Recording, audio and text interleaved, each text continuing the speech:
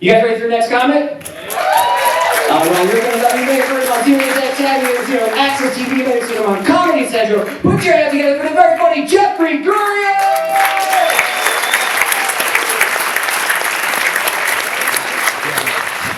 Keep it going for Colin and Matt, everybody. Come on, let us hear it. The Vermont Comedy Festival. So good. And you know what? You guys are an amazing crowd. Give yourselves a hand for coming out tonight and supporting comedy. Because I don't know if anybody told you this yet, but you're the most important people here. We tried this once without an audience. It fucking sucked. The worst. The worst. And how great is it to be together again in person and not on Zoom, right? Yeah, that deserves applause. Fucking Zoom. A lot of comics tried doing comedy on Zoom. Let me tell you how horrible that was. Doing comedy on Zoom is like standing on a highway and yelling out jokes to passing cars. It's like, hey, have you heard this one? Zoom! I think that's where they got the name Zoom from. Fucking crazy. Anyway, you could probably tell just by looking at me, I fit in wherever I go. It's amazing. I just kind of blend into every crowd. Actually, do you guys know who Josh Groban is? You know, everybody knows Josh Groban, the famous, internationally famous singer. So I have this friend and he looks a lot like Josh Groban. And he hates it because wherever he goes, people stop him and tell him that he looks like Josh Groban. Because for some reason, people think they have the right to stop you and tell you who they think you look like. So he calls me the other night complaining that wherever he goes, people tell him he looks like Josh Groban. I'm like, what the fuck are you complaining about? At least you get somebody normal. I get if Phil Spector fucked Elton John.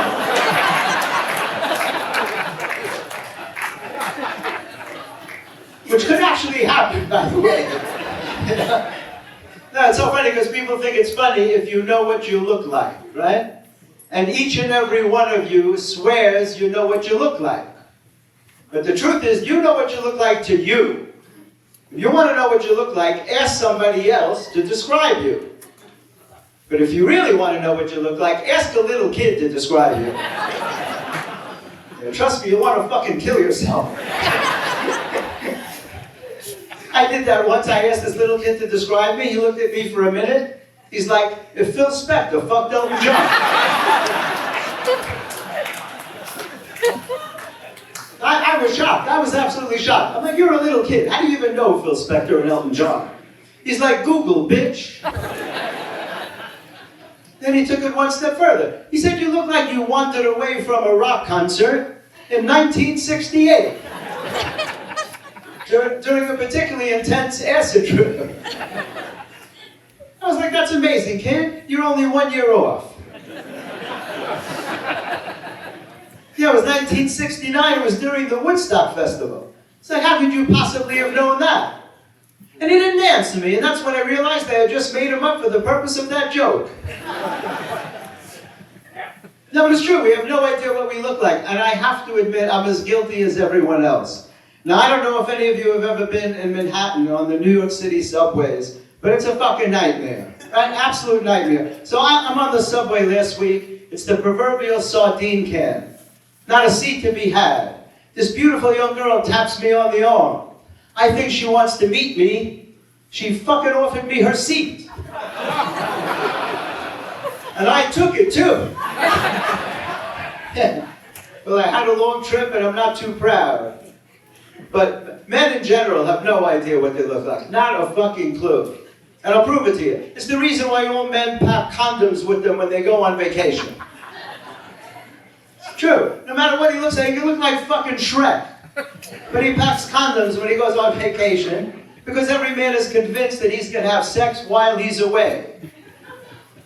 Sure, most of the time they come home with more condoms than they left with because they found a sale on condoms while they were away. It's amazing. Confusing though. A lot of crazy shit happens to me too. A lot of crazy, like I went into a store recently, bought something with my credit card. I give the woman my credit card. She looks right at me, right in my face. And she says to me, "Thank you, ma'am." I wish that wasn't true, right?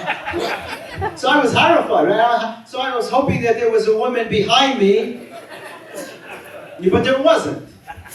Now, truth be told, this has happened to me before, but only from the back. Because from the back, I'm pretty sure I look like a lesbian.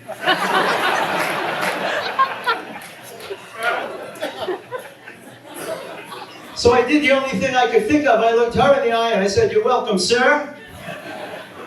And then I curtsied like the proper lady that I am. And I got the fuck out of the store. That's about all you can do in a case like that. It's confusing, very confusing. So many things confuse. I don't know about you guys, but a lot of things confuse me. Don't you hate it when you wake up in the morning and you're really in the mood to vote and there's no election? Don't you hate that? How do you take away that urge to cast a ballot? You know? And you know that night when you're supposed to turn your clocks ahead an hour at 2 a.m.? Yeah, when are you supposed to meet somebody at 2 a.m.? What time do you show up? At 1:59, you're still a minute early. 1 minute later, you're an hour late. You can't do it. It's not possible to do it. I went into a store recently. I saw a sign that said, "Occasional furniture." Occasional furniture. I'm like, what the fuck is it when it's not furniture? It's like most of the time it's a sweater, but occasionally it turns into a king-size bed. 3 days a week it's a pair of pants. The rest of the time it's a roll-top desk. It's a spider web and a room divider, which is basically what that joke was, except that neither side seemed to like it. A lot of things confuse. You know what confuses me? The headbutt. The headbutt totally confuses me. How come only the guy receiving the headbutt gets hurt? And not the guy using his head like a fucking hammer. It's like, what is there, some secret agreement in the headbutt community? That only one guy gets hurt at a time? Giving some guy a headbutt makes no sense.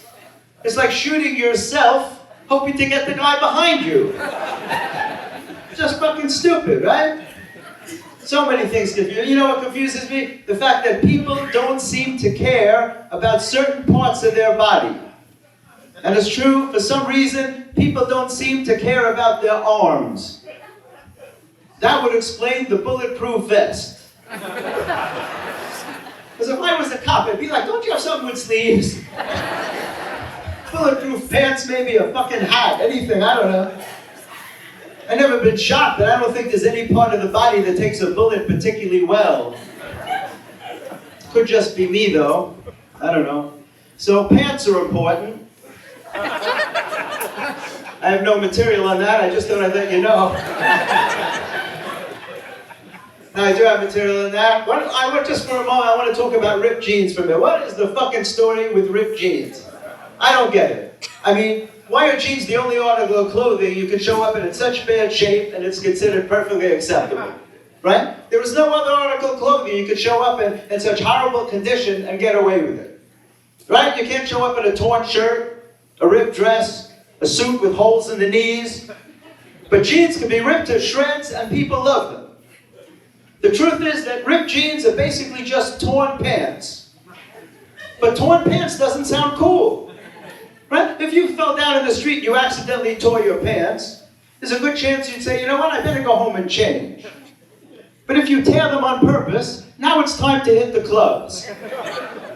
It makes no sense. And designers are laughing their asses off because the more ripped they are, the more expensive they are. I saw a girl last week just wearing pockets. That's all that was left. Both legs were completely gone, just pockets, $1,000.